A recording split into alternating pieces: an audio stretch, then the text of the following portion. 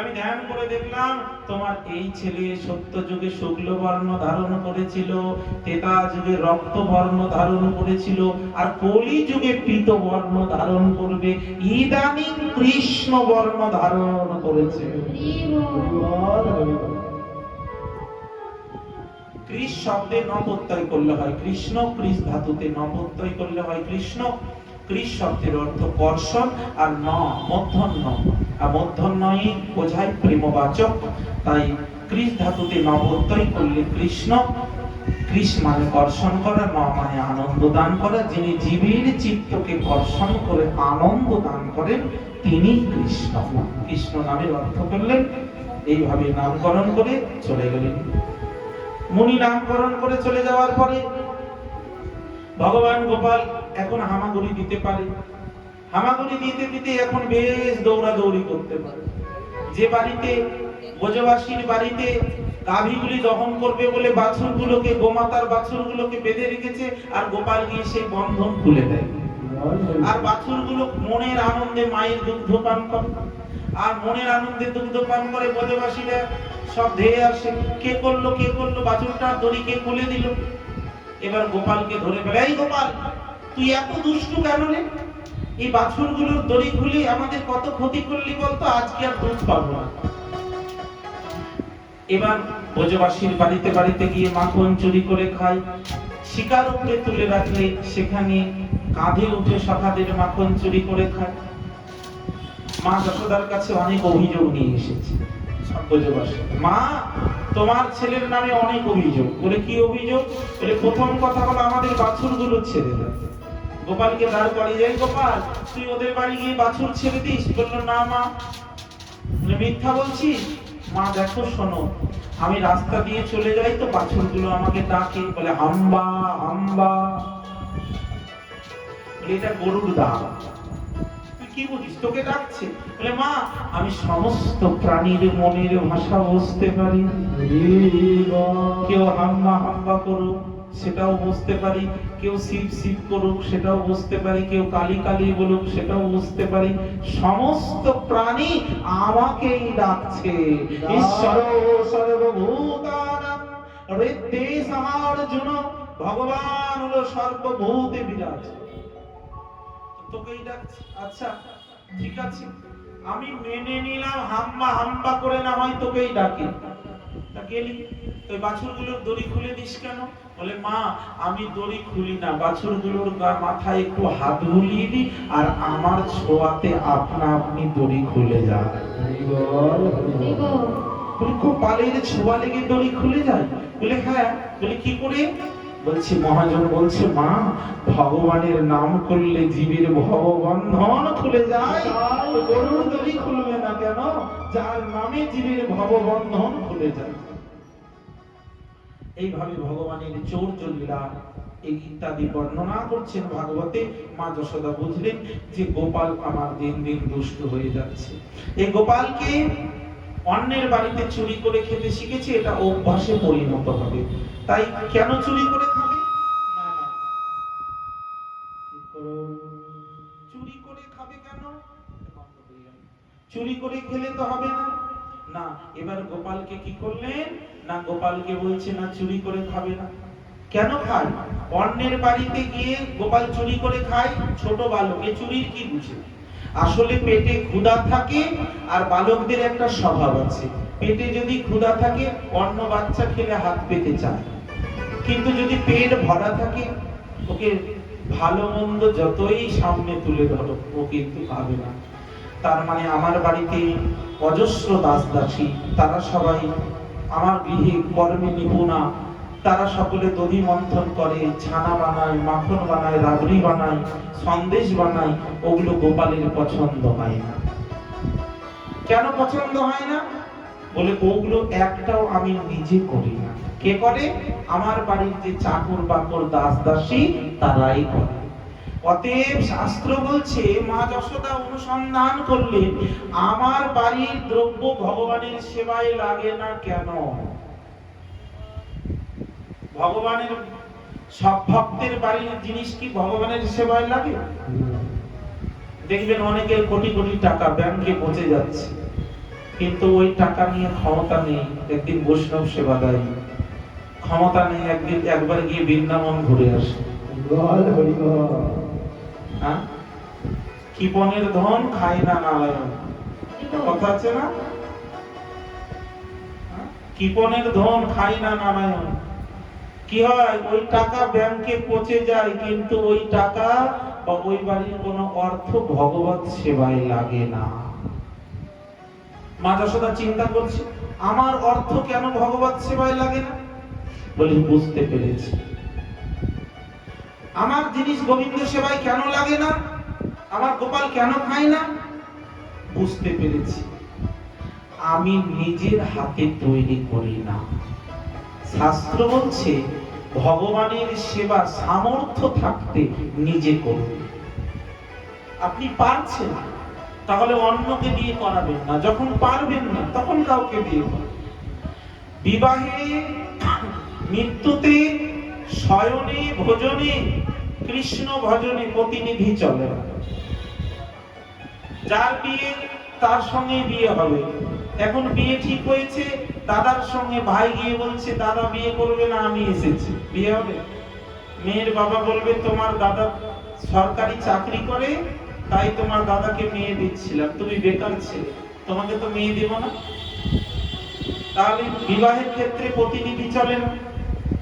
খাওয়ার ক্ষেত্রে, ভোজনের ক্ষেত্রে আমার ক্ষুধা লেগে থাকলে আমার বন্ধু খেলে আমার পেট ভরবে, আমার ঘুম পেলে অন্যজন ঘুমালে আমার সুখ হবে না।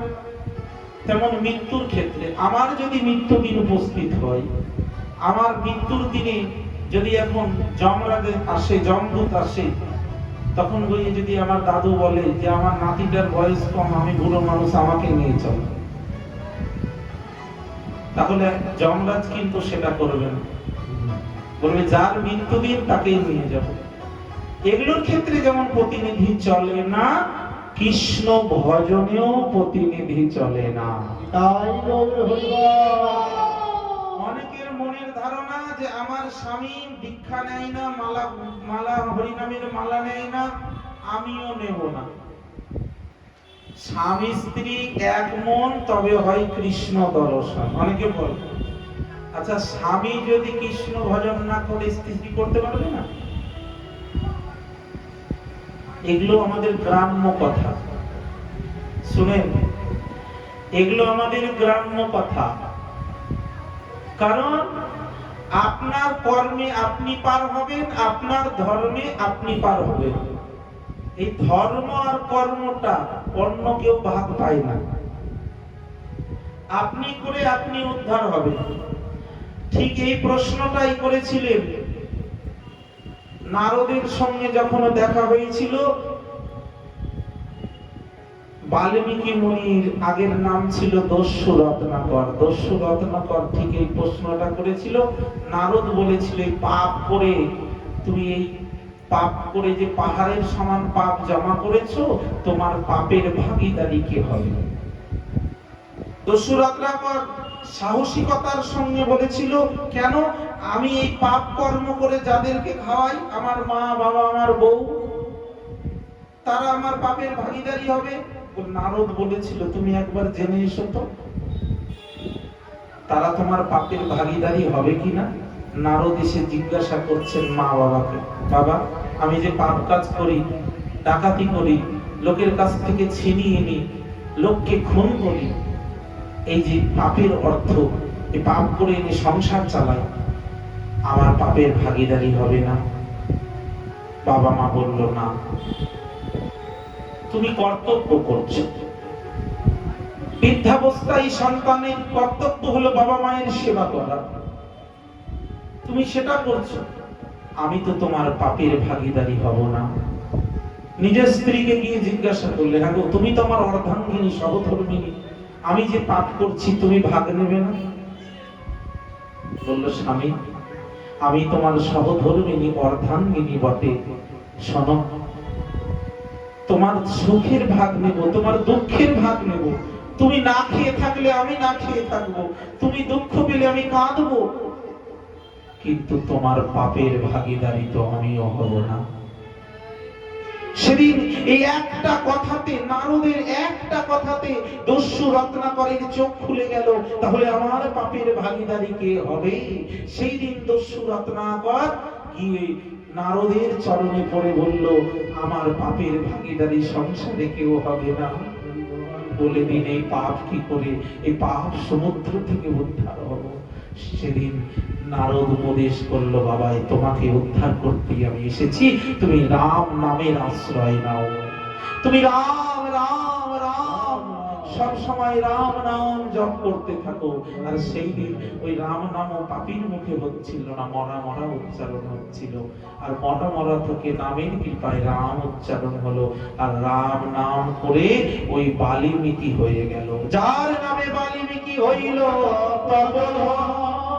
যার নামে অজামি পাইল মোচন,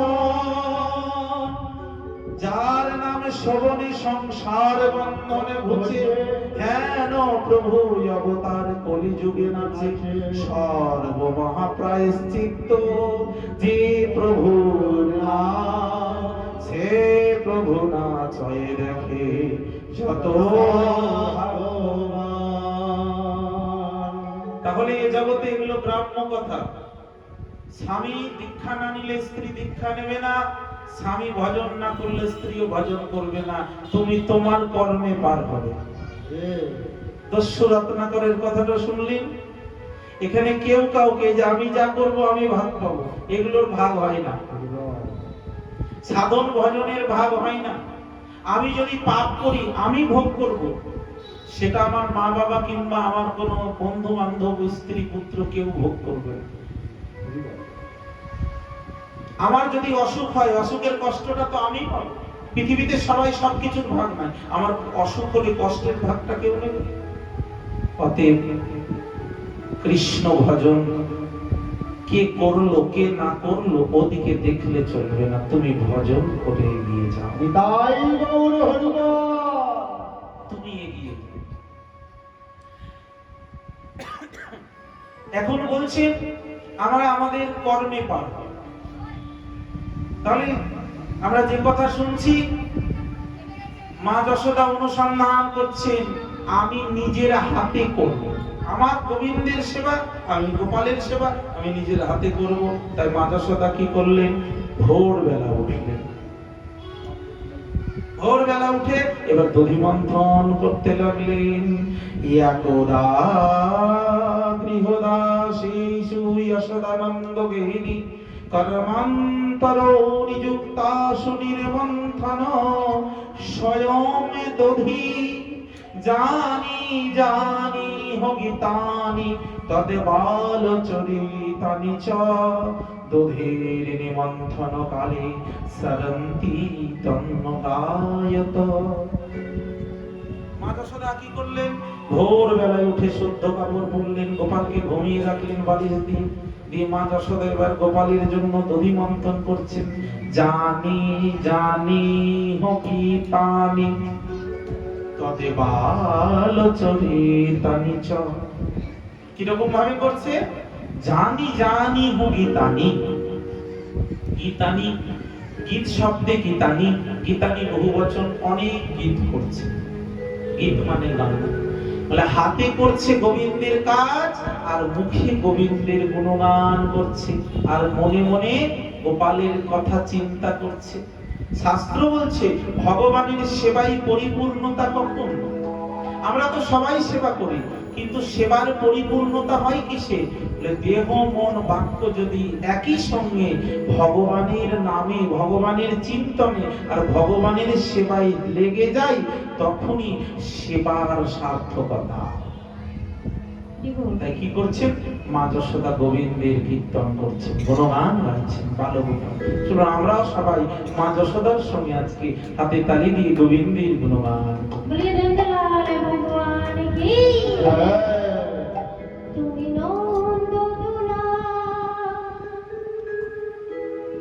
ব্রজে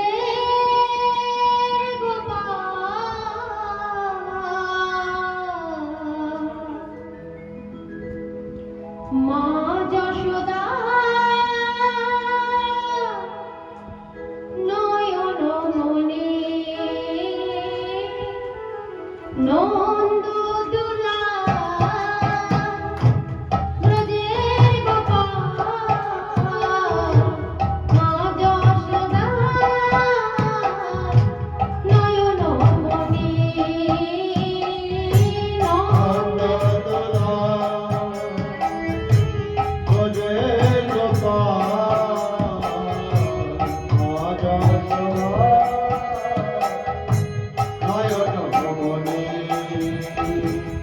পূর্বে ধরা করুণ তারা পূর্বে ধরা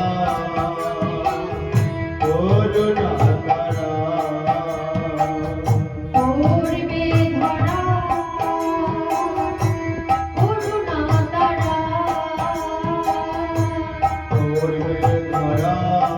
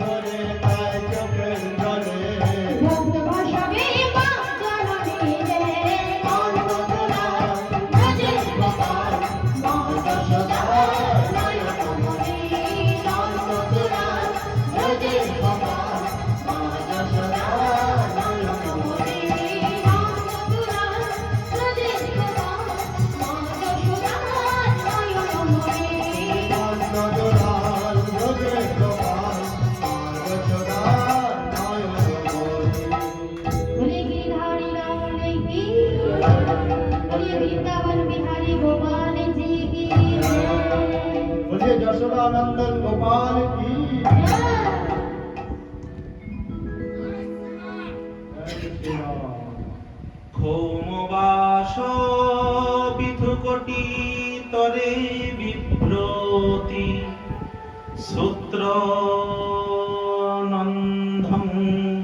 পুত্র স্নেহান্নতভূতযুগং জাতক পুষ্পম চ শুভ্রঃ। মা যশোদা গোপালের গুণগান করছিলেন। গোপাল ঘুমিয়েছিলেন, কিন্তু মায়ের গুণগান গোপালের ঘুম ফিরিয়ে গেল। বলে ভগবান জেগে উঠলেন। ভগবান কি ঘুমান? আমরা লীলাই বা বাৎসল্য ভাবে সেবা করি বলে, আমরা প্রিয়তম রূপে সেবা করি বলে প্রিয়তমের বিশ্রাম চিন্তা করি।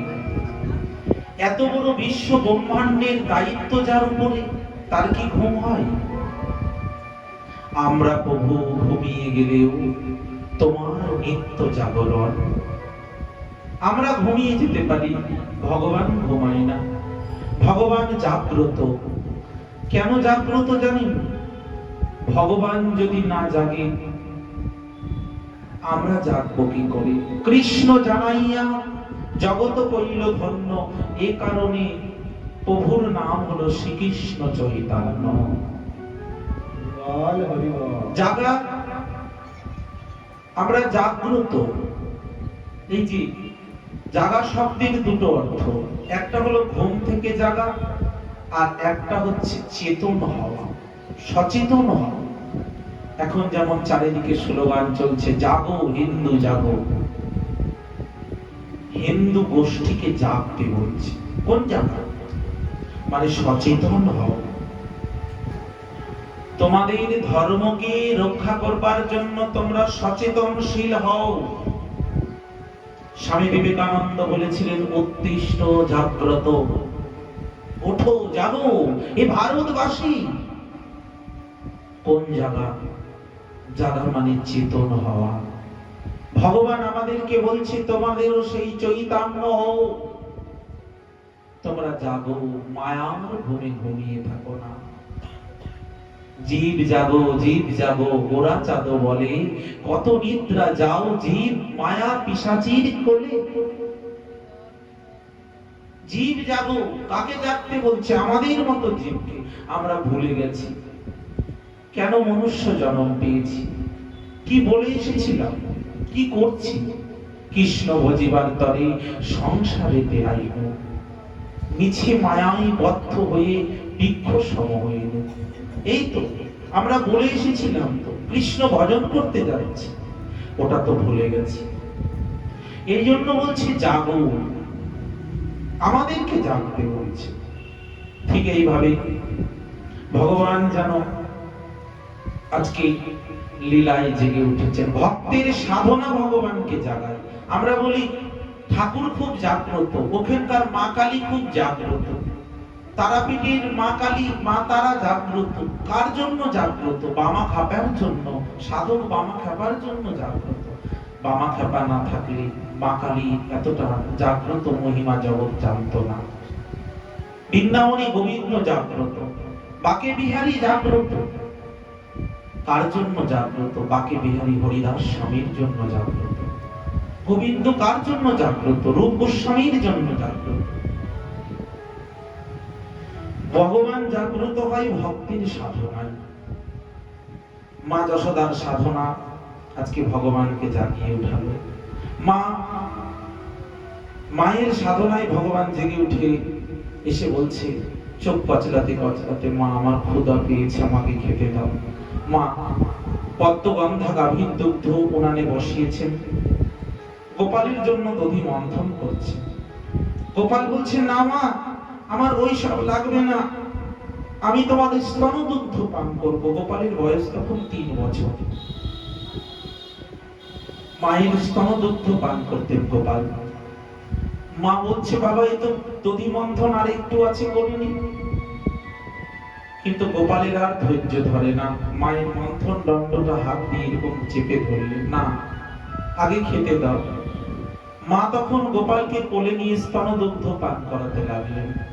পদ্মগন্ধা গাভীর দুগ্ধটা মৃদু আছে বসানো ছিল, আঁচটা পড়ে যাওয়ার কথা, কিন্তু গাভীর দুগ্ধটা যোগমায়া যোগশোক মায়া ভগবতীর সেই অঘটন ঘটন পটীয়সীর কৃপা প্রভাবে হঠাৎ করে দুধটা উতলে পড়ছে।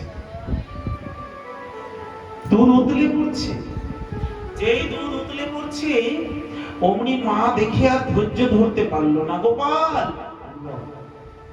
বাবা ছাড় ছাড়, ওই যে দেখ দুধ উতলে পড়ে, তুই যে দুধ ভালোবাসিস। মায়ের প্রিয় গোপাল আর গোপালের প্রিয় হচ্ছে দুধ।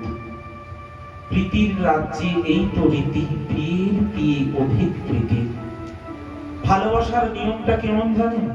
আমি যাকে ভালোবাসি আমার লক্ষ্য থাকবে সে কি ভালোবাসে, সে তার প্রিয়টা কি। ভালোবাসার রাজ্যে এটাই নিয়ম, আমার প্রিয়তমের প্রিয়তা বিধান করা। আমাদের কলিযুগের ভগবান গৌরাঙ্গ মহাপ্রভু কে না ভালোবাসে বলুন তো গৌরকে? গৌরকে তো আমরা সবাই ভালোবাসি। তাহলে গৌরকে যদি ভালোবাসি, তাহলে আমরা বেশি করে গৌর নাম না করে হরে কৃষ্ণ মহামন্ত্র জপ করি কেন? আমরা বেশি করে প্রত্যেক ঘরে ঘরে দেখবেন তো গৌরাঙ্গ মহাপ্রভুর সেবার থেকে বেশিরভাগ ঘরে রাধা কৃষ্ণের সেবা। কেন? আমরা তো গৌরকে সেবা করতে পারি ঘরে ঘরে, রাধা কৃষ্ণকে রাখতে হবে কেন? বলে এটাই তো প্রীতির নিয়ম। আমরা ভালোবাসি গৌরকে আর গৌর ভালোবাসি কৃষ্ণ নাম। গৌর ভালোবাসে আমার রাধা গোবিন্দ যুগলকে, তাই আমরা গৌরাঙ্গ মহাপ্রভুর ভালোবাসাকে বেশি প্রাধান্য দিতে বেশি করে হরি নাম করে। প্রীতির রাজ্যে এই তো রীতি, প্রিয়ের প্রিয়ে অধিক প্রীতি। ভালোবাসার মানুষের প্রিয় বস্তুটার প্রিয়তা বিধান করা, সেটার লক্ষ্য রাখতে হবে। তার জন্য মা যশোদা বলছেন আমার প্রিয় গোপাল, গোপালের প্রিয় হলো দুধ, তাই সবার আগে দুধটা রক্ষা করতে হবে। তাই গরম গোপালকে জোর করে নামিয়ে কোল থেকে, আর গরম হাঁড়িটা মা যশোদা হাত দিয়ে নামিয়ে নিল। গোপালের রাগ হলো, তুমি আমাকে বাদ দিয়ে, আমার সেবা বাদ দিয়ে, আমাকে অতিরিক্ত রেখে তুমি দুধের হাঁড়িটা নামাতে গেলে, তার মানে আমি তোমার কাছে প্রিয় না, তোমার কাছে দুধটাই প্রিয় হলো। মা যশোদার প্রতি রাগ করে গোপাল একটা শিলা খণ্ড নিয়ে আর দধি ভাণ্ডটা ভেঙে দিল। দধি ভাণ্ডের যত দধি ছিল ছিটকে এসে একেবারে গোপালের পায়ে পড়ল। বলে গোবিন্দের পায়ে পড়লো কেন? ভাগবতী গোস্বামীগণ খুব সুন্দর টিকা করেছে। ওই দধিগুলো যেন বলছে গোবিন্দ তোমার সেবায় লাগলো বলে বড় আশা করে এসেছিলাম। আমরা জড় বস্তু হলেও চেতনশীল, আমরা কথা বলতে পারি, তোমার সেবায় লাগবো, এই জন্যই তো আশা বৃন্দাবনে। কিন্তু দুর্ভাগ্য আমাদের, তুমি আমাদের সেবা করার আগেই নষ্ট করে দিলে। তুমি সেবা না করলে তোমার চরণে তো ঠাঁই দেবে, তাই তোমার চরণ ছাড়া যেন করুণা, তোমার ওই রাঙা চরণে ঠাঁই দিও। দধিগুলো ছিটকে এসে পায়ে পড়ল। ভাগবতে এরকম বর্ণনা করা হয়েছে। আমাদের ভাগবত কিন্তু অনেক কঠিন গ্রন্থ, এগুলোকে কেউ যথাযথ ব্যাখ্যা করে না। আর নবদ্বীপ থেকে একজন পণ্ডিত এসেছেন, আমি আজকে সকালে দেখা করতে গেছিলাম এই তালতলাতে, ওনার কথা চলছে আজকে বিশ্রাম। তো ও বলছে বাবা ভাগবত সপ্তাহ কথা মানেই জানো সূচিপত্র বলা। আমরা যে ভাগবত সপ্তাহ বলি না, শুধু সূচিপত্র বলি কি আছে। আর যদি প্রত্যেকটা বিষয়কে আমরা ব্যাখ্যা করি 7 দিন কেন 700 দিনেও শেষ হবে। সূচিপত্র বলতে বসেছি তো এখানে। এই দেখুন এখানে সূচিপত্রের মাঝে মাঝে একটা করে রসগোল্লা খাওয়াচ্ছি আপনাদের। ভাগবতের ব্রজ মাধুর্য রূপী রসগোল্লা। কত চিন্তন করুন, কত আবেগপূর্ণ এই কথা। দধিগুলো ছিটকে গিয়ে গোপালের পায়ে। কেন? বলে তোমার অধরে ঠাঁই পেলাম না, চরণে তো ঠাঁই দেবে, চরণ ছাড়ব না। ভগবান দধি মাখা পায়ে হেঁটে চলেছেন। মা যশোদা ফিরে দেখছে গোপাল নেই, দধিটা ভাঙা। মা ভাবলো গোপাল এই দধি ভাণ্ড ভেঙে দিল, এখানে মা কি ঠিক কাজ করলেন? ভাগবতী বিচার করতে বসলেন, বলছি মা কি ঠিক কাজ করলেন? মা তো ঠিক কাজ করেননি, গোপালকে অতৃপ্ত রেখে দুধের হাঁড়িটা নামাতে গেছে। বলছে না, মা ঠিক করেছে। আগে ভগবান নাকি ভগবানের সেবা? ধরুন আপনি পুজো করতে বসেছেন, এমন সময় তারে বৈষ্ণব এসে ডাকছে, কি করবেন? আগে পুজো করবেন না আগে সাধু সম্মান দেবেন, বৈষ্ণব সৎকার করবেন, গুরুদেবকে বসতে দেবেন? বলে না, ভগবানের সেবা থেকেও ভক্ত সেবা বড়। এটাই তো শাস্ত্রে বলছেন, কৃষ্ণ সেবা হইতে ভক্ত সেবা বড়, বেদ ভাগবতে ইয়া কহিয়াছে তর, মদ ভক্ত পূজাধিকা। শাস্ত্র বলছেন মদ ভক্ত পূজাধিকা, আমার থেকে আমার ভক্তির পূজা বড়। তাহলে তো আগে আমাকে সাধুর সম্মান করতে হবে, ভগবানের সেবা থাক, ভগবান থাক, তেমন ভগবানের থেকে তার গুরুত্ব দিতে হবে তার সেবায়। আমরা তুলসী গাছে জল দিই স্নান করে, তাই না? আগে তুলসীর সেবা করি, পরে ভগবানের সেবা করি। কেন বলুন তো? তুলসীর সেবার সঙ্গে ভগবানের সেবার একটা সম্পর্ক আছে। তুলসীর গাছটায় জল না দিলে বাঁচবে কি করে? আর তুলসী পাতা না হলে গোবিন্দ সেবা হবে কি করে? তুলসী পাতা না হলে ভগবানের সেবা হবে? তাহলে তুলসী গাছটা আগে পরিচর্যা করতে হবে। এটাই বলতে চাইছে, বলে ভগবানের থেকে ভগবানের সেবা আগে। সনাতন গোস্বামী প্রভুর জীবনীতে দেখুন, সনাতন গোস্বামী যখন আমাদের বাংলার মন্ত্রিত্ব পদ ছেড়ে চলে গেলেন বৃন্দাবনে, কি ত্যাগের জীবন! এক এক বৃক্ষ মূলে একার দিন বাস, কভু চানাচর বন্ত কভু উপবাস, ছিড়া ক্যাথা নেলা মাথা কাঁধে বলির বাস, লোকে জিজ্ঞাসিলে বলিবে মই চৈতন্যের দাস। ছিড়া ক্যাথা নেলা মাথা, এক এক গাছের তলায় এক এক দিন। প্রতিদিন সপ্ত দেবালয় দর্শন করে গিরি গোবর্ধন পরিক্রমা দিয়ে যাই মথুরায় ভিক্ষা করতে, মাধবরী করতে। মাধবরী করতে গেছে ব্রজবাসীর বাড়িতে, দেখছে ব্রজ মায়ের কাছে কৃষ্ণ সহায়। এক বাড়িতে যাই, ভিক্ষা নেবে, না দিলেও এক গ্লাস জল নিয়ে চেয়ে খাবে। কেন? দেখছে ব্রজমা রুটি বানাচ্ছে, রুটি বানিয়ে নিজের ছেলে স্বামীদের খেতে দিচ্ছে। সনাতন গিয়ে দাঁড়িয়েছে, রাধে রাধে রাধে মাইয়া। বলে বাবা রুকো, কিছুক্ষণ দাঁড়া, একটু থামো বাবা, আসছে। সনাতন গোসাই দাঁড়িয়ে দেখছে ওই মা রুটি বানিয়ে এক হাতে রুটি বানাচ্ছে, উনানে জাল ফেলছে। আগের দিনে তো উনানে, এক হাতে বেলছে, রুটিটা কড়াইয়ে দিচ্ছে, কড়াই থেকে উঠিয়ে আবার ছেলেদেরকে ওখান থেকে গরম গরম রুটি ছেলেদের স্বামীদের পরিবেশন করছে। শীতকাল, গরম গরম রুটি খুব ভালো লাগে, তাই এরকম করে ছুঁড়ে ছুঁড়ে দিচ্ছে। ব্রজমায়ের মনে হলো আমার ঘরের ঠাকুরটাকে তো দেওয়া হয়, রান্নাঘরেই গিরিরাজ তাদের। আমাদের যেমন ঠাকুর ঘরেই ঠাকুর থাকে, কিন্তু ব্রজবাসীদের তা নয়, রান্নাঘরেও ওদের ঠাকুর থাকে। গিরিরাজের দিকে ছুঁড়ে দিচ্ছে, লালা লে খা। লালা বলে আমরা ভগবান বলি, তারা বলে লালা। কতটা আপন করে নিয়েছে ভগবানকে। রুটিটা যেই ছুঁড়ে দিয়েছে, সনাতন গোস্বামী লক্ষ্য করলেন গিরিরাজের মধ্যে থেকে স্বয়ং গোবিন্দ প্রকট হয়ে রুটিটা হাত দিয়ে ধরে নিয়েছে। ওই ব্রজমাকে প্রণাম করলো, বলল মা তোমার কাছে গোবিন্দ সহায়, তোমার সন্তান রবি গোবিন্দ তোমার ঘরে সেবা নেই, প্রতিদিন আসবো মা, তোমার উচ্ছিষ্ট একটা রুটি দিও মা। ব্রজবাসীর উচ্ছিষ্ট একটা রুটি। সনাতন গোসাইয়ের কথা শুনে বলে, বাবাজি কি সম্ভব, আমি কি আপনাকে উচ্ছিষ্ট দিতে পারি? এমনি করে ব্রজবাসীর দ্বারে দ্বারে এক চৌবের বাড়িতে গেছে। চৌবের বাড়িতে আছে রাধা মদন মোহনের সেবা। চৌবের ঘরণীকে স্বপ্ন দিয়ে ভগবান বলছে, শোন, এতদিন তোর অনেক মাখন মিছরি লাড্ডু সেবা ভালো মন্দ রাজভোগ খেলাম, এখন আমার ইচ্ছা ওই সনাতন বাবাজির কাছে গিয়ে একটু তার প্রেমের সেবা গ্রহণ করা। আমাকে তুই দিয়ে দিবি, আমি সনাতনের কাছে থাকবো। সনাতন গোস্বামীর কাছে মদন মোহনকে দিয়ে দিলেন, বাবা এই ঠাকুর আপনি সেবা করুন, আমার কাছে এই ঠাকুর থাকতে চাইছে না, এই আপনার কাছেই থাকবে।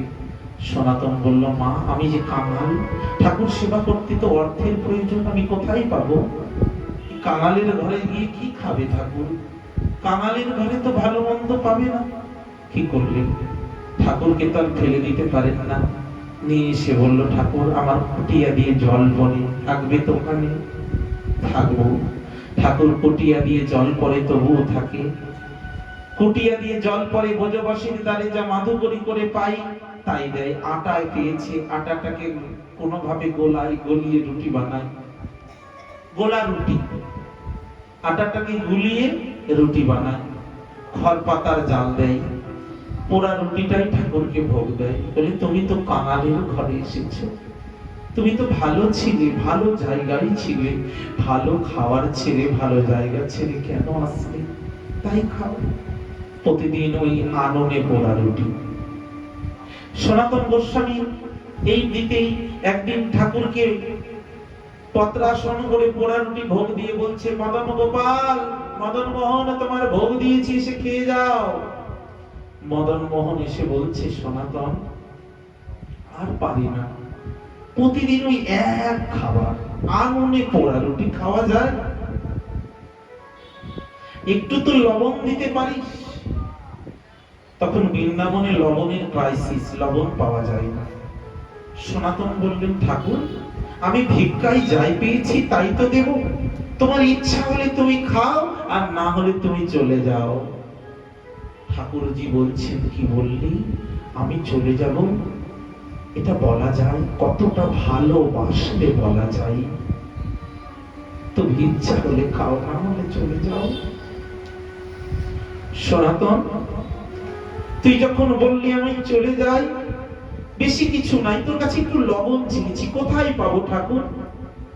বৃন্দাবনে আমাকে কেউ লবণ ভিক্ষা দেয় না, লবণের দাম বেশি, পাওয়াও যায় না। আমাকে যা দেয় তাই তো তোমাকে দিই। আজকে বলছে একটু লবণ দাও, কালকে বলবে দুটো আলু ভাজা দিস, পরশুদিন বলবে দুটো রসগোল্লা দিস, কোথায় পাবো? যেদিন আমি মন্ত্রী পদে সমাসীন ছিলাম, সারা বাংলা বিহার উড়িষ্যার মন্ত্রী ছিলাম, গৌরেশ্বর রাজার মন্ত্রী পদে ছিলাম, সেদিন তো তুমি বলনি যে আমাকে একটু রসগোল্লা দিস। রসগোল্লা চাইলে রাজভোগ দিতাম, সামর্থ্য ছিল আমার। আজকে আমার সামর্থ্য নেই, আমি বিনোদিনী কাঙাল। তুমি তো বলেছ কাঙাল মহাপ্রভুর ভক্ত যত বৈরাগ্য প্রধান, যাহা দেখে প্রীত হন গৌর ভগবান। তুমি তো বৈরাগ্যকে ভালোবাসো, তুমি তো ত্যাগকে ভালোবাসো, ত্যাগীকে ভালোবাসো, আবার বলছো কেন? ঠাকুরজি বলে, তাহলে আমি চলে যাচ্ছি। চলে যাচ্ছে, একটা পা ফেলেছে। সনাতন বলছে, দাঁড়াও। ঠাকুর ভাবছেন আমাকে থাকতে বলবে। মদন গোপাল ফিরে চেয়ে বলছে, কি বললি সনাতন? আমাকে থাকতে বলবে? না না, তোমাকে আমি থাকতে বলবো না, তুমি তো চলে যাচ্ছ, আমি তোমার কাছে একটা প্রার্থনা রাখবো আজকে। বলো কি চাও? বললে, তোমার কাছে কি প্রার্থনা জানো? তুমি তো ছিলে চৌবের বাড়িতে, ভালো ভালো রাজভোগ খেতে, মাখন মিছরি খেতে। আচ্ছা ঠাকুর, চৌবের বাড়ির মাখন মিছরি ফেলে আমার পোড়া রুটি খেতে এলে কেন? বললে, তোর প্রেম ভক্তিতে বাধা পড়ে তুমি চলে যাও, কিন্তু ওই প্রেম ভক্তিটুকু আমায় দিয়ে যাও, যার জন্য তুমি চৌবের বাড়ির মাখন মিছরি ছেড়ে আমার পোড়া রুটি খাও। এই প্রেম ভক্তি আমাকে দিয়ে যাও। সনাতন গোসাইয়ের কথা শুনে ঠাকুরজি যেতে পারলেন না। ঠাকুরজি বলছেন, আর যাওয়া হলো না, কারণ প্রেমে বাধা, ভক্তিতে বাধা। এই দেখুন, ভগবানের সেবা ছাড়ছেন না সনাতন। আমাদের মা যশোদা গোপালকে যখন দেখলেন এরকম পদুখুলের উপরে উঠে মাখন মিছরি খাচ্ছি, মা যশোদা ধেয়ে গেলেন, গোপালকে ধরলেন এবং মধুকুলের সঙ্গে বাঁধতে গেলেন। 2 আঙ্গুল দড়ি কম পড়লো। বারবার জুড়ে দেয় কিন্তু 2 আঙ্গুল দড়ি কম পড়ে যায়। এই 2 আঙ্গুল কি? ভাগবতে বলছে দুটি তত্ত্ব। 2 আঙ্গুল কি বলছে? 1 আঙ্গুল হলো ভক্তের সাধনা, আর 1 আঙ্গুল হলো ভগবানের করুণা। ভক্তের সাধনা থাকলে ভগবানের করুণা নামে। তখনই ভগবান বাধা করে। তদ দাম বধমানস্য স্বর্গকস্য কীতবশ 2 আঙ্গুলেন মোহত্তেন সন্ধয় অনচ্চ গোপিকা। মা যশোদা যখন বললেন, আমি আর পারছি না হে নারায়ণ, তুমি আমার গোপালের ব্যবস্থা করো। ভগবানের শরণ নিতেই মা যশোদার 2 আঙ্গুল দড়ি পূর্ণ হলো। বাঁধলেন। বাঁধার পরে গোপাল দেখলেন, গোপালের সখাগণ যে কি করবেন, ভগবানকে তো বেঁধে দিয়েছেন, আর তো সখাদের সঙ্গে খেলতে পারবে না। ওই যমল অর্জুন 2টো বৃক্ষ নারদের অভিশাপে ধনবান কবিরের 2 পুত্র নলকবির মণিগ্রীব অর্জুন বৃক্ষ হয়েছিল। আর ওই বন্ধনরত অবস্থায় ভগবান ধেয়ে গেলেন, আর বৃক্ষদ্বয়ের মাঝে রেখে সজোরে টান দিতেই বৃক্ষটি সমূলে উৎপাটিত হলো। আর 2 জন দিব্য মহাপুরুষ বেরিয়ে ভগবানের দিব্য স্তুতি করতে লাগলেন। বাণী গুণানুকথনে শ্রবণং কথয়ং হস্তচ কর্মসু মনস্তব পদরে অনয়া স্মৃতাং শিরস্তব নিবাস জগত প্রণামে দৃষ্টি সতাং চ দর্শনয়ন্তু ভবত্তরুণাং। ভগবানের কথা বললেন, যেন তোমার গুণগান আমরা মুখ দিয়ে করি, কান দিয়ে তোমার গুণগান শুনি, হাত দিয়ে তোমার সেবা করি, হৃদয় দিয়ে তোমাকে অনুভব করি, আর আমার মস্তকটা যেন তোমার চরণে, তোমার নিবাসে, তোমার ভক্তের চরণে নত হয়। এই দর্শন যেন তোমার ভক্তকে দর্শন করতে পারি। সাধু সঙ্গে কৃষ্ণ সেবা, কৃষ্ণ ভক্ত সঙ্গে করি, কৃষ্ণ ভক্ত অঙ্গহেরি শ্রদ্ধান্বিত শ্রবণ কীর্তন। ভগবান তথাস্তু বললেন, যাও তোমরা আজ থেকে 2 ভাই স্নিগ্ধ কণ্ঠ মধু কণ্ঠ হয়ে চলে যাও। তোমরা নীলগিরি পর্বতে সেখানে হরি কথা বলবে, শুনবে। তারা ভগবানের বিশেষ কৃপা পেয়ে চলে গেলেন। ভগবান তারপরে গোচারণ যাত্রা শুরু করলেন। প্রতিদিন গোচারণে যায় গোবিন্দ, আর গোচারণে গিয়ে 9 লক্ষ ধেনু নিয়ে গোচারণ করেন। গোচারণে গিয়ে ভগবান অঘাসুরকে বধ করলেন। আর অঘাসুর বধের পরে ব্রহ্মমোহন লীলা, ধেনু বৎসগণ ব্রহ্মা চুরি করেছিলেন ভগবানকে পরীক্ষা করার জন্য। ভগবান 1 বছর নিজ অঙ্গ থেকে ধেনু বৎস রাখালদের সৃষ্টি করে গোচারণ লীলা করলেন। তারপর ব্রহ্মা ক্ষমা চাইলেন। শিশু বৎস হরি ব্রহ্মা করি অপরাধ, অপরাধ ক্ষমাইতে মাগেন প্রসাদ। এইভাবে ভগবান কালীও দমন করলেন।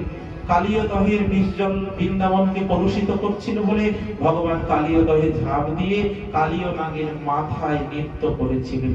তখন কালীয় নাগের পত্নীগণেরা ভগবানের দিব্য স্তুতি করে বলেছিলেন, প্রভু তুমি বড় দয়াময়, তুমি বড় করুণাময়।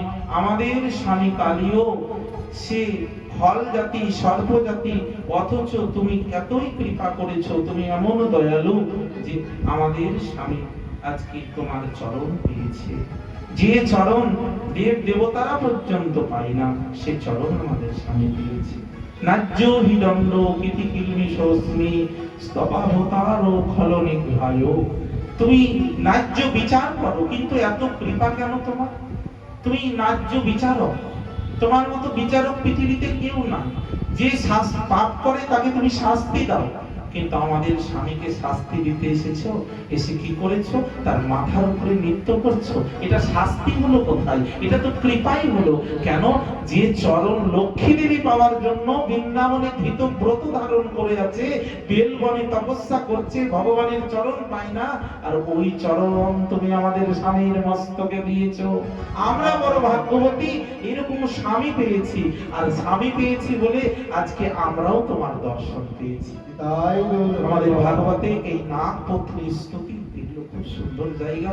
এই তো সূচিপত্র বলছি, কালীয় নাগের পত্নীরা স্তুতি করলেন ভগবানের। এইভাবে ভগবান কালীয় দমন করে দাবাগ্নি ভক্ষণ গোলম্বাসুর বধ দাবানল পান করে এবার বংশী বাদন করে গোপীদের মনোরঞ্জন করতে লাগলেন। বৃন্দাবনম সখী ভুবো বিতনতি কীর্তি যদে দেবকী সুত পদাম্বুজলব্ধ লক্ষ্মী গোবিন্দ বেণুমত্ত ময়ূর নিত্যম প্রেক্ষাদৃশন্ন পরত সমস্ত সত্যম। ভগবান বস্ত্রহরণ লীলা করে যাজ্ঞিক পত্নীদের কাছে অন্ন ভোজন করলেন। এবার গোপালের দেখতে দেখতে 7-8 বছর বয়স। এবার দেখছেন প্রতি বছর কার্তিক মাসের শুক্লপক্ষের প্রতিপদ তিথিতে অমাবস্যার পরের দিন নন্দ বাবারা গিরি গোবর্ধনে গিয়ে ইন্দ্রযাগের আয়োজন করেন। ভগবান বললেন, পিতা, গোপাল বড় হয়েছে, দেখছে সব এত আয়োজন, এটা কিসের পূজা? এ পূজা করলে কি হয়? জিজ্ঞাসা করলেন। ভগবানের কথা শুনে নন্দ বাবা প্রথমে কিছু বলছিলেন না, তারপরে দেখলেন, আরে আমি যে আজকে ছেলের প্রশ্নের উত্তর দিচ্ছি না, তা ছেলেটা যে বড় হবে, আর বড় হয়ে ছেলে যখন আমরা বেঁচে থাকবো না, এই কাজগুলো তো তাদেরকেই করতে হবে, তাই না? তা এখন থেকে যদি না শিখায়, না কিছু জানায়, তাহলে বড় হয়ে তো করবে না। আমরা কি করি দেখবেন, রবিবার ছুটির দিন মানে বাচ্চাদের নিয়ে ঘুরতে যাই। কোথায়? এই তো শুভঙ্কর শিশু উদ্যান পার্কে বাচ্চাদের নিয়ে ঘুরতে যাই। কিন্তু বাবা মায়েরা কোনোদিন এইভাবে আমরা যেমন পার্কে নিয়ে যাই, এটা একটা আমাদের সংস্কারে চলে এসেছে, কিন্তু এইটা সংস্কার রাখলে হবে না। বাচ্চাদের নিয়ে যেমন পার্কে যাবে, তেমন প্রতি মাসে বা সপ্তাহে একদিন হলেও ছেলে মেয়েদের নিয়ে মন্দিরে যাবে।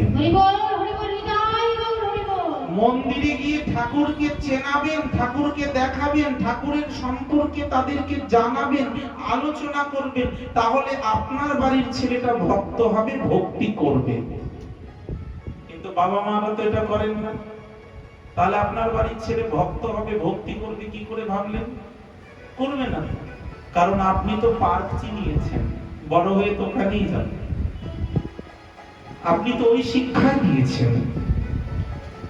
মন্দিরেও যেতে হবে। নন্দ বাবা চিন্তা করলেন যে না, আমাকে বলা দরকার। তখন নন্দ বাবা বলছে, গোপাল, এটা আমরা পুজো করছি, এটা কোনো বেদে বা তন্ত্রে নেই, আমাদের বংশ পরম্পরায় করে ইন্দ্র পূজা। ইন্দ্রদেব খুশি হলে বৃষ্টি হবে, আর বৃষ্টি হলে জমিতে ঘাস হবে, ঘাসগুলো খেয়ে আমাদের গাভীরা বেঁচে থাকবে, আর জমিতে জল হবে, ধান চাষ করব। আমরা হলাম চাষি, আমাদের কাজ হলো কৃষি কাজ করার, গো পালন করার।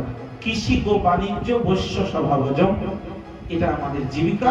এই জন্য আমাদের বৃষ্টির দরকার, জলের দরকার। জলের দেবতা ইন্দ্রের পূজা করছে। ভগবান বললেন, পিতা, আপনি ইন্দ্র পূজা না করলেও ইন্দ্র জল দিতে বাধ্য। বলছে, কেমন করে? ভগবান বলছেন নন্দ বাবাকে, কর্ম না জায়তে জন্তু কর্ম নৈব বৃলয়তে সুখং দুঃখং ভয়ক্ষেমং কর্ম নৈবা বিপদ্যতে। পিতা, আপনি ভাবছেন ইন্দ্র পূজা না করলে বৃষ্টি হবে না? না, আপনার ভাগ্যে যদি কষ্ট থাকে, দুঃখ থাকে, সেটা আপনি আপনার কর্ম ফল থেকে পাচ্ছেন। বুঝে নিতে হবে, আমি আজকে কষ্ট ভোগ করছি, দুঃখ ভোগ করছি, এটা আমার কর্মের ফল। এটা আমাকে কেউ করাচ্ছে তা নয়, এটা আমার কর্মের ফল। শুনুন পিতা, কর্ম না জায়তে জন্তু, প্রত্যেক জীবকে তার কর্ম ফল ভোগ করতে হবে। আজকে আকাশে বৃষ্টি নেই, জমি চাষ হচ্ছে না, আমার জীবনে দুর্ভোগ। এটা আকাশের দোষ নয়, বৃষ্টির দোষ নয়, ইন্দ্রের দোষ নয়, এটা আমার ভাগ্যে আছে, এই দুর্ভোগটা আমাকে ভোগ করতে হবে। নন্দ বাবাকে যখন এমনি করে বোঝালেন, বলে কি করব? বলে, বৃন্দাবনের অধীশ্বর গিরিরাজ, আমরা সবাই মিলে গিরিরাজের পূজা করব। আর গিরিরাজের তটেই তো আমরা গোচারণ করি। তা গিরিরাজ, আপনি বৃষ্টির জন্য ইন্দ্র পূজা দরকার নেই। ইন্দ্র পূজা করছেন, ইন্দ্রকে কোনোদিন দেখেছেন? দেখেননি। তাহলে কি করে ভাবলেন? ইন্দ্রদেবের পূজা করছেন, সে কোনোদিন এসে আপনার পূজার দ্রব্য গ্রহণ করেছেন না, দেখেছেন? কোনোটাই না। শুনুন পিতা, এই জগতে ইন্দ্র পূজা করার কোনো দরকার নেই। ভগবান ইন্দ্র পূজা বন্ধ করছেন কেন? এটার একটা কারণ আছে।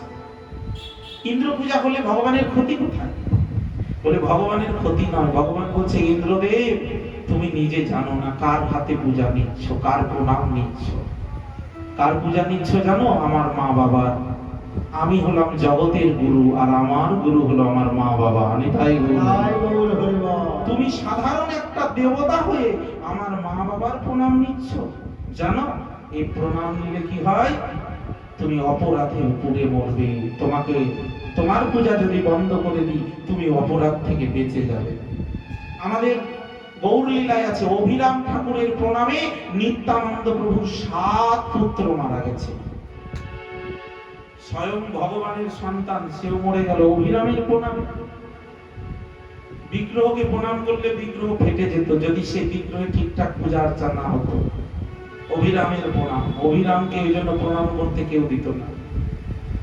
বীরচন্দ্র প্রভুকে যখন প্রণাম করতে এসেছে নিত্যানন্দ প্রভুর ছেলে, তখন মা জাহ্নবা, বসুধা মা প্রণাম করতে দেবে না, মা জাহ্নবা দিলেন, বলে আমার প্রণাম যে ধারণ করতে পারবে সেই ভগবান, ভগবানের অংশে তার জন্ম। তাই অভিরাম ঠাকুরের প্রণাম গ্রহণ করেছিলেন বীরচন্দ্র প্রভু, বলে সাক্ষাৎ ঈশ্বরের অংশ। তো প্রণাম, ইন্দ্রদেব তুমি প্রণাম নিচ্ছ, নন্দ সমগুরু কেহ নাহি আন। আমি নন্দ বাবা আমার গুরু, আমি নন্দ বাবার পায়ের জুতোটা মাথায় করে নিয়ে আসি। ভগবান নিজের মায়ের বাবার চরণটা পাদুকাটা মাথায় করে আনে। আমি যাকে প্রণাম করি তুমি তার পূজা নিচ্ছ। এই জন্য ইন্দ্র দেবতাকে বাঁচানোর জন্য ভগবান ইন্দ্র পূজা বন্ধ করলেন, গোবর্ধনের পূজা আরম্ভ হলো। গোবর্ধনের মধ্যে ভগবান প্রকট হয়ে গেলেন। আর ভগবান গোবর্ধনের মধ্যে প্রকট হয়ে গিয়ে এবার একটা স্বরূপে গোবর্ধনে প্রকট হলেন, একটা স্বরূপে নন্দ বাবার কাছে থাকলেন। আর ব্রজবাসীদের বলছে, দেখো ব্রজবাসী, এই গোবর্ধনের উদ্দেশ্যে রাশি রাশি অন্ন ভোগ সব গিরিরাজ গ্রহণ করছে। গিরিরাজকে সবাই প্রণাম করলো। ইন্দ্রদেব খুশি। ইন্দ্রদেব শুনলো কি, আরে আমার পূজা বাদ দিয়ে ব্রজবাসীরা এমন স্পর্ধা, ইন্দ্র পূজা বন্ধ করে এরা গোবর্ধনের পূজা, বৃন্দাবনকে বৃষ্টিতে ডুবিয়ে দেবো। শুরু করলো বৃন্দাবনে তুমুল ঝড় বৃষ্টি। তুমুল ঝড় বৃষ্টি যখন আরম্ভ করলো, তখন সবাই গিয়ে শরণাগত জনের আশ্রিত হলেন। হে কৃষ্ণ, তুমি পারো, তুমি পারো, আমরা তোমার শরণাগত। ভগবান বললেন, হে ব্রজবাসী, চিন্তা নেই, চলে আসো আমার সঙ্গে, আমি তোমাদের জন্য একটা বড় ছাতার ব্যবস্থা করেছি। ভগবান বলছে, বড় ছাতা? বলে হ্যাঁ, এত বড় ছাতা কোথাও নেই। এই সপ্তকোষ বিস্তৃত গিরি গোবর্ধনকে ভগবান বাম হাতে তুলে ধরলে, বলে গিরিরাজ মহারাজ কি, এই ব্রজবাসী তোমরা সবাই চলে এসো, এই গিরি গোবর্ধনের তলায় কোনো ভয় নাই। গরু বাছুর নিয়ে সবাই চলে গেলেন। আর সবাই চলে গিয়ে বৃন্দাবনে গিরিরাজকে সবাই প্রণাম করতে লাগলো। ভগবানের সেই সময় রাধারানীও গেলেন। রাধারানী গিয়ে গোবিন্দের কাছে আশ্রয় নিলেন। গোবিন্দের সঙ্গে রাধারানীর দেখা হলো। ইন্দ্র দেবতাকে ভগবান ধন্যবাদ জানাতে লাগলো। ইন্দ্র দেবতা, তোমার উপর আমার কোনো রাগ নেই। কেন জানো? তুমি আর যাই করো নাই করো, এই বৃষ্টি দিয়ে আমার একটা উপকার করেছো। প্রথম উপকার, বৃন্দাবনটা ময়লা জমে ছিল, ধুয়ে পরিষ্কার করে দিয়েছো, আমি রাসলীলা করব। আর দ্বিতীয় উপকার করেছো, আমি কোনোদিন একভাবে রাধারানীর সঙ্গে এক ছাদের তলায় থাকতে পারতাম না, এটা তোমার দ্বারাই সম্ভব হয়েছে। আমি 7 দিন ধরে রাধারানীর সঙ্গে এক ছাদের তলায় আছি, আর রাধারানীর শক্তিতে আমি গিরি গোবর্ধন ধারণ করেছি। সুখ বলে আমার কৃষ্ণ গিরি ধরেছিল, সারি বলে আমার রাধা শক্তি সঞ্চারী। রাধারানীর সঙ্গে গোবিন্দের দর্শন হচ্ছে, নয়নে নয়নে মিলন হচ্ছে। রাধারানীর নয়নে অপলক নয়নে চেয়ে আছে গোবিন্দ গিরি গোবর্ধন ধারণ করে। আর ললিতা বিশাখাকে সাথে নিয়ে রাধারানীর সামনের এক কোণাতে অবগুণ্ঠনের ফাঁক দিয়ে গোবিন্দের দিকে তাকাচ্ছে, মাথার গোল। ওখানে জটিলা কুটিলা সবাই আছে, শ্বশুর ননদি সবাই আছে, তার তো কথা বলা যাবে না। নয়ন তাকাচ্ছে, নয়নে নয়নে কি হচ্ছে, কথা হচ্ছে। গোবিন্দ ললিতা বিশাখা রাধারানীকে টানছেন, এই একভাবে দেখে আছিস, লোকে কি বলবে, গুরুজন আছে এখানে। যখন এর উপরে টানাটানি করছে, মানে রাধারানীকে কৃষ্ণের সামনে থেকে সরানোর চেষ্টা করছে, তখন গোবিন্দ ইশারা করে বলছে, তুমি চলে যেও না আমার সামনে থেকে। কেন? তুমি যদি চলে যাও আমি শক্তি পাবো না। তুমি তো পূর্ণ শক্তি, আমি তো শক্তিমান। রাধা পূর্ণ শক্তি, কৃষ্ণ পূর্ণ শক্তিমান। পূর্ণ শক্তিমান, দুই বস্তু ভেদ নাই, আছে শাস্ত্রে প্রমাণ। এইভাবে আমার রাধা গোবিন্দের নয়নে নয়নে মিলন হলো। 7 দিন কেটে গেল। ইন্দ্রদেব এত বৃষ্টি দিয়ে বৃন্দাবনে কোনো জায়গায় জলও জমাতে পারলো না। ইন্দ্রদেব তখন বৃষ্টি বন্ধ করে দিল, বজ্রের আঘাত বন্ধ করে দিল, একটা গাছের পাতাও ছিঁড়ল না। ভগবান পুনঃগিরি স্থাপন করে এবার ব্রজবাসীদের বলছে, শোনো, আমরা গিরি গোবর্ধনকে পরিক্রমা করব। আমরা সবাই মিলে আজকে গিরি গোবর্ধনকে পরিক্রমা করব। গিরি গোবর্ধন পরিক্রমা করলে কি হয়, যে জীবনে একবার গিরি গোবর্ধন পরিক্রমা করে তাকে কোনোদিন আর 84 যোনি পরিক্রমা করতে হয় না, 84 জন্ম পরিক্রমা করতে হয় না। তাই সবাই মিলে আমরা মনে মনে গিরি গোবর্ধন পরিক্রমা করব। বলি গিরিরাজ মহারাজ কি তুই एक बार आजा गिरिराज की शरण में, गिरिराज की शरण में, महाराज की शरण में। কি বলছেন বৃন্দাবনের সবাইকে কি বলছে গো? गिरिराज মহারাজের শরণে আছে, তাই না? তুই एक बार आजा गिरिराज की शरण में,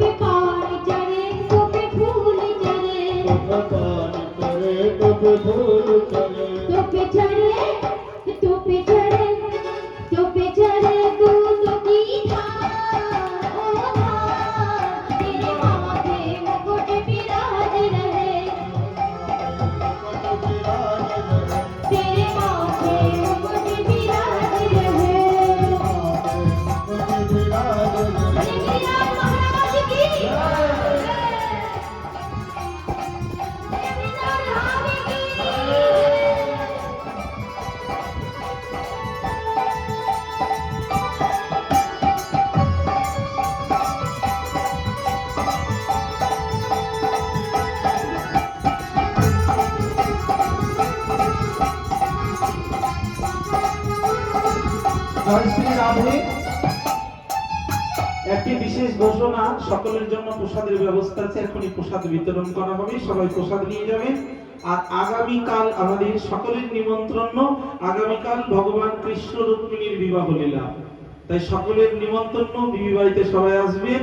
আর যেমন করে বিয়ে বাড়িতে আসে সেজে গুজে একেবারে একটা করে উপহার নিয়ে, যে যা উপহার পারবেন ভগবানের জন্য উপহার নিয়ে আসবেন, এবং খুব আমরা আনন্দ করব। কালকে কৃষ্ণ রুক্মিণীর বিবাহ, আর সবাই প্রসাদ নিয়ে যাবেন। হ্যাঁ, এখনই আমাদের কথার বিশ্রাম।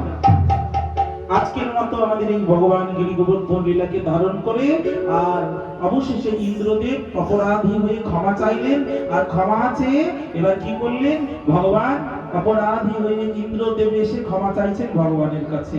আর সে গোবিন্দ কুণ্ডের জল দিয়ে পঞ্চামৃতে সেটিকে রূপান্তরিত করে সে ভগবানের পূজা করলেন ইন্দ্রদেব।